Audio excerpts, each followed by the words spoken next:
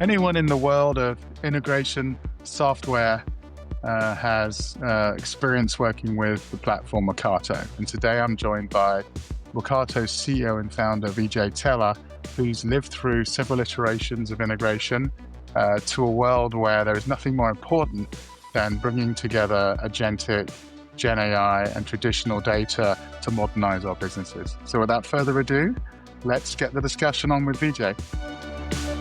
And welcome to the latest version of The Horse's Mouth. And joining me today is a well-known face in the world of integration and APIs, etc. And his name is Vijay Tella. He's the founder and CEO of Workato. So welcome, Vijay. Maybe you could give everyone an update on where Workato is and a little bit about your journey to get where you are. Yeah, thank you, Phil. Thank you for having me on. It's really good to see you again. Yes, I think we just finished our 10-year mark last year. You mentioned integration APIs. I think the world was always very fragmented. Like there's just a lot of the silos of data application. The workflows or processes in the companies are chopped up and all that stuff. But when we started the company, what we saw was there was just a lot of complexity in how that problem was being solved. In a couple of dimensions. One was there's all these different ideologies, right? Okay, like I'm going to look at it from a data perspective, ETL, like I'm going to load the data into some place. I'm going to do real-time integration. I'm going to do API-led integration. I'm going to maybe look at it from a process perspective, like a task automation like RPA or end-to-end business processes like BPM. There's just an alphabet soup of technologies around how to kind of harness your data applications and processes, and that was too much complexity. And the second part was each of these tools were also individually very technical, with just specialized people could use it. So when we came into this world with the cloud was exploding at that time, 10 years. So what we said was, first of all, you don't need like 6 different religions for how you bring systems together. There's a we said there is a data, workflows, experiences, processes, APIs. There are different dimensions of the underlying problem that the customers are trying to solve. You're doing employee onboarding. There's a data part of it. There's a workflow part of it. There's an experience part of it. You don't need multiple tools for all that. So the first innovation was rethinking the world of middleware, if you will, integration into it's just one paradigm. We call that a recipe for and the recipe can be that handles all of that. It can 2-line recipe that we moving terabytes of data, a 200-line recipe at Broadcom that is onboarding, like VMware acquisition. There are thousands of employees, right?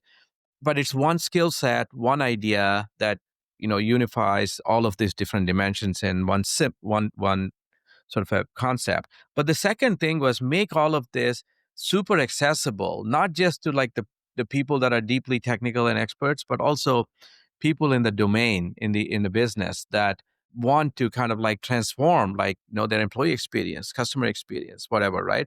So we came at it from a deep rethink the entire middleware space perspective, but also make it super accessible. That was our journey, and what we call that approach enterprise orchestration. And we're not trying to be all things to all people, but it was really important that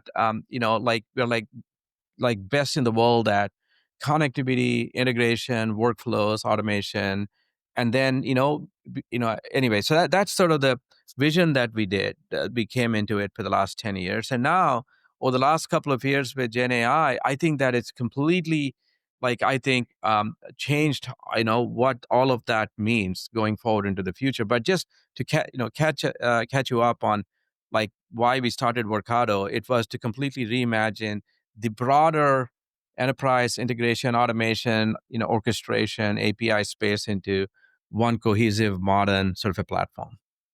So do you think we're solving the right problems? I mean, we've done a lot of deep research into the big issues and challenges holding companies back from achieving some of these AI dreams that they're being sold. And the problem isn't so much the tech, it's everything around the technology, and especially the process.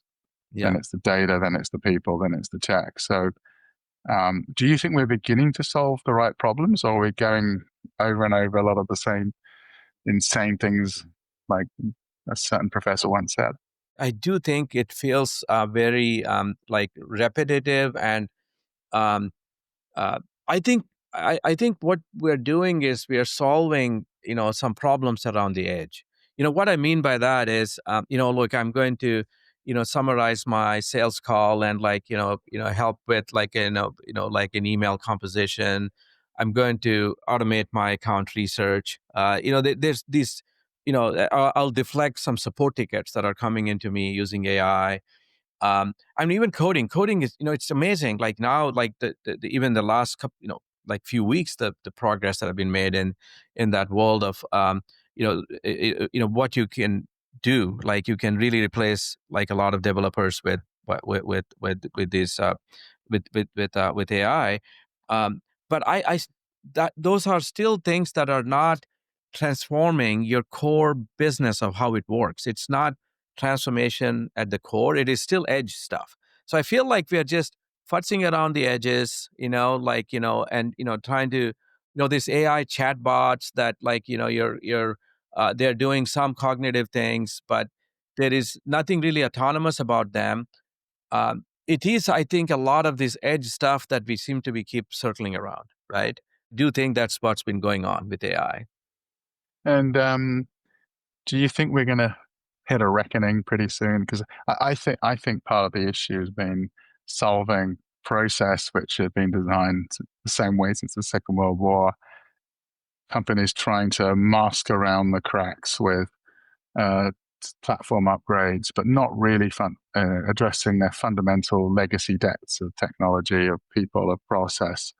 Um, so how do we get away from, I'd say, called platform fatigue to more integration necessity? How do clients get ahead of maybe preventing failures and solving them, in greater advance? What do you think works?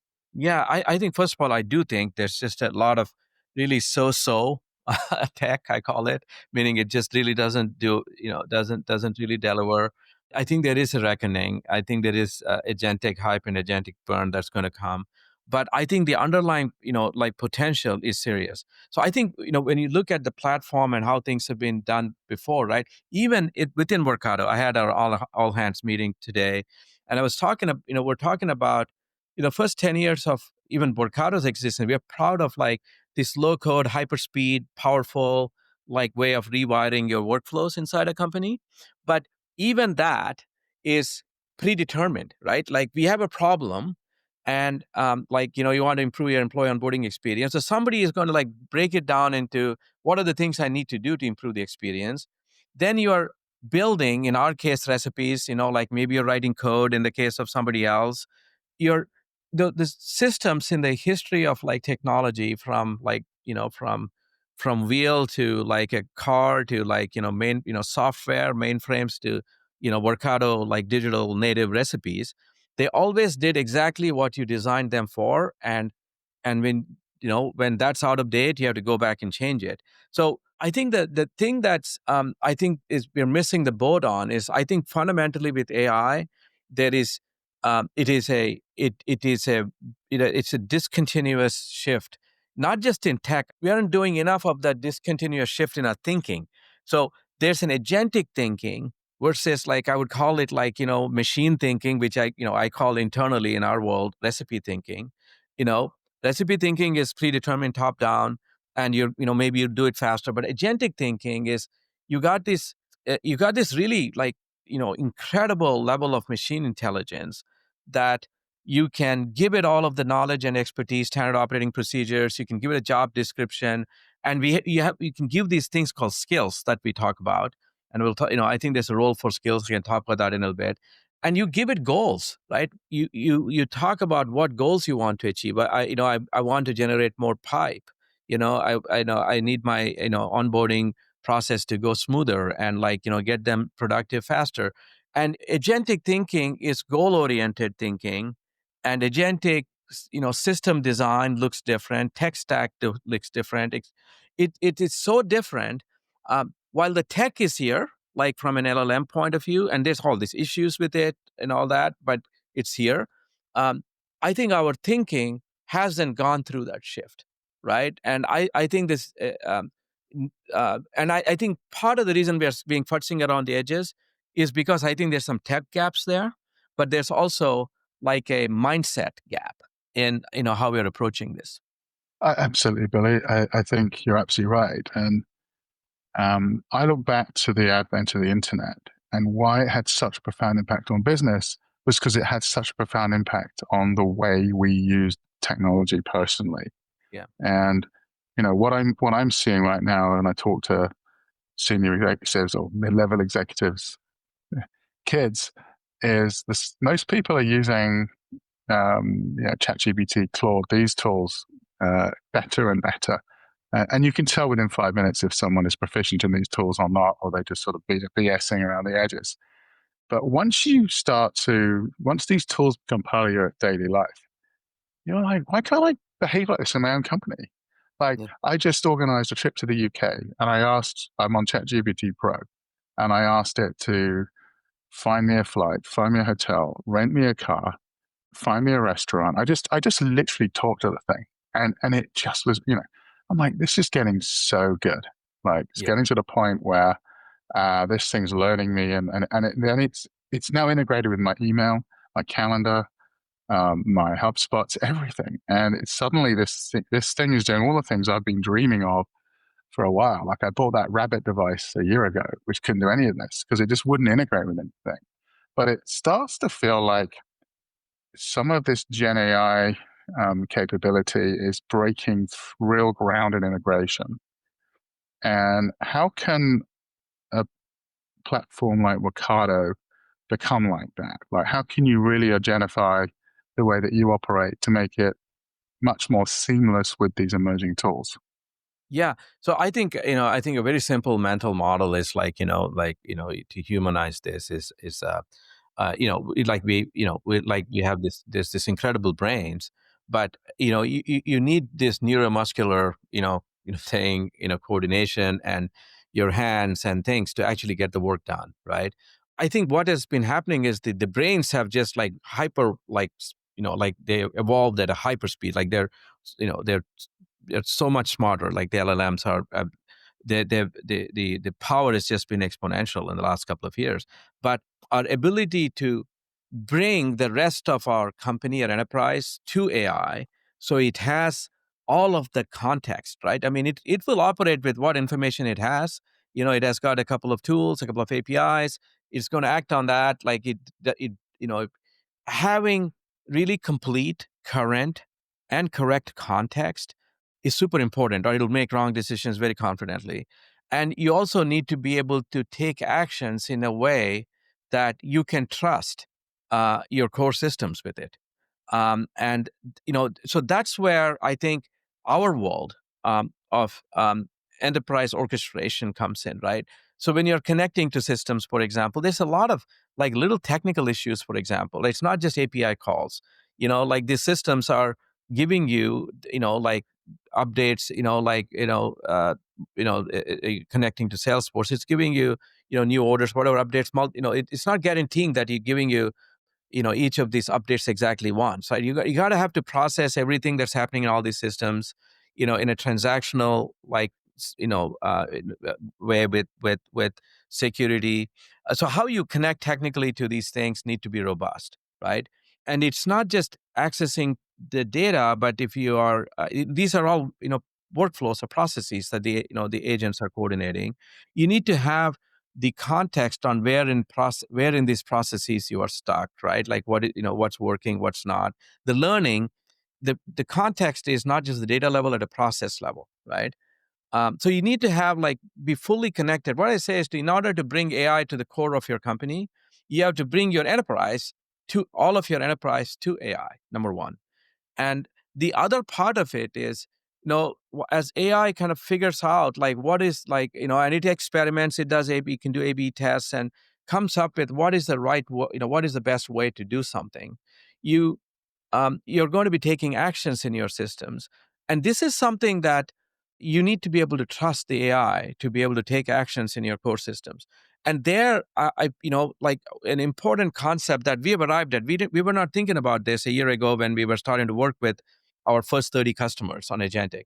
But what we found was CIOs, we had AI is fundamentally stochastic. It gives you different answers each time. And, and CIOs want predictability in how, especially when it comes to your core, finance and HR and these core business systems, how they work, how you're like, when a new when a new order comes in, you create an invoice. That's like a skill that you don't want to reimagine that every single time. It's a you want to know that thing is being done perfectly each time. You don't need to like get creative with it, right? um, and so this concept of skills are going to be important. The human analogy is like, I pick up a glass of water now to drink, right? It's a skill that I learned when I was a baby.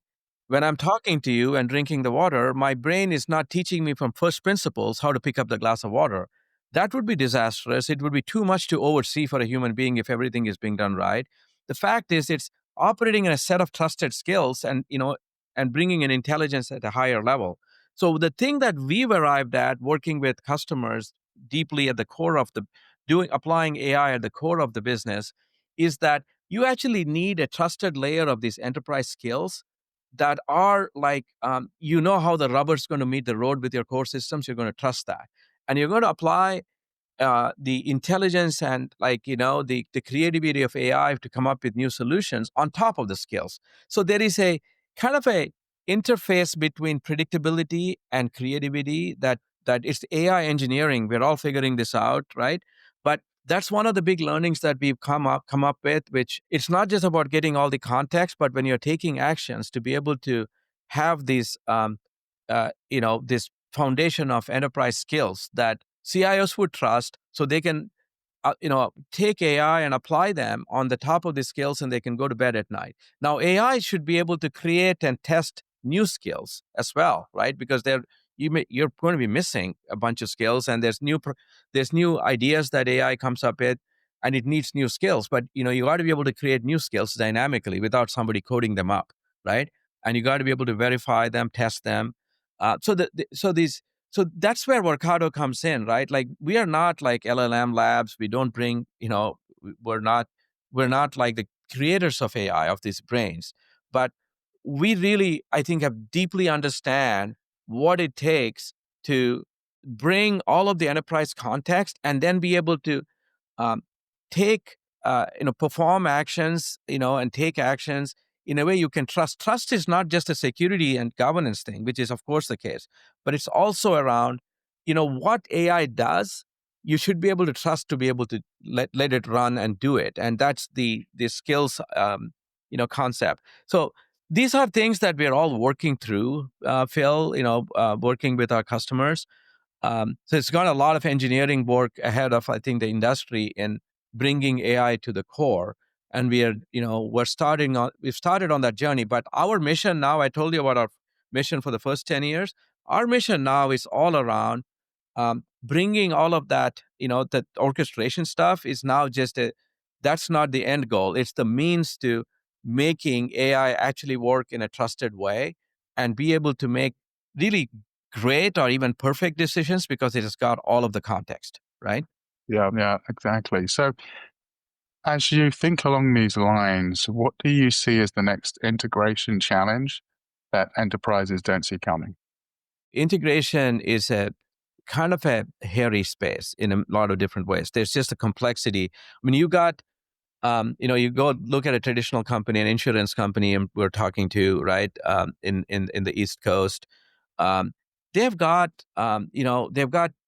data and systems and enterprise context all over the place, right? And from all kinds of legacy systems, SaaS, and they have data and processes and work happening where the sun doesn't shine. And now you're going to be bringing like AI, trying to go agentic. Insurance is like an amazing place for agentic, right? The risk assessment is so quantitative, so complex, and there's so much, the climate and all these other changes is so dynamic. Being able to do really great, incrementally better and better is like so valuable. Agentic is going to be game changing, but you're operating in an environment where of like all of this really difficult crud, right? So if you have to modernize all of those systems before you actually go AI, I don't think that works either. That's like a 5-year project at best, right? So I think the key here is, like being able to, access and work with data where it is. So you do need to have a modernization approach to your infrastructure, but you also need to, in parallel, be able to apply AI with sort of a, kind of a federated kind of a data access sort of a way where you can keep the data where it is and you're still bringing it to the AI while you're also modernizing your system. So you kind of parallelize your AI projects with your modernization projects. So I think that is a challenge we see. No, I think there we are seeing some significant traditional companies starting on that journey. But yeah, I think there is it is where the rubber meets the road for AI. Yeah, I think you just described how to change the wheels of your car while you're driving. Yeah. I think it is, look, I think in some ways, even pre AI, this is what we've been trying to do with companies, right? Like, there's a big, Hollywood studio that was late to the game on going digital, right? So they needed to roll out digital services, but with their existing, like, traditional tech while they're rolling out, like, Snowflake and, Salesforce and all that stuff. So, in that world, we built recipes that work with their existing systems, like that capture the business logic of the digital, their digital business. And as they were changing out the underlying apps, those recipes like provided like a layer of abstraction that let them do this stuff. So you got to take an approach where if what we cannot do is to go tell companies, you got to bring all of your data into one place, like into a Snowflake before you can actually go do this stuff, right? By the way, this data warehouse data is out of date the instant you put in there because the transactional data is actually in your systems. So you you got to work with where data and work is happening today while also consolidating and simplifying your tech stack. And you got to be able to separate those two things. Yeah, yeah. No, I think what you've talked about is a lot of common sense, and we've been through our own agentification pain within HFS. We're a research business, and I've seen so many clients go through phase one, which is just finding out how hard this is. But then you're getting ready for phase two, which is, I think, as you described it, which is you have to do some modernization while you're getting used to the AI. You're getting to learn to trust it, and you're figuring out what works. But I think the underlying issue right now is the technology is really here, and there aren't places to hide like there were when we used to talk about RPA back in the day and things like that, right? So Yeah, that's right. wonderful. Well, I've really enjoyed this conversation. It's taken me back to thinking about all the different issues around integration and how we need to think a bit more about the future and preparing ourselves better and going at it with our eyes wide open. I think is the conclusion I'd say from just listening to you for the last half an hour. So I really appreciated your time today, Vijay. Yeah, no, thank you, Phil. Yeah. I think it's really exciting times. I think one of the things you mentioned, what would be surprising going forward, I would say, we'll be surprised how important developers become again. Like, I think we have another conversation another time, but Yeah. we were like the leaders of this like low code movement. But I think in a different way, I think developers are going to become important again, and that's my counter perspective on where we're going. Yeah. MDGA, make developers great again. I love it. Yeah. Thanks.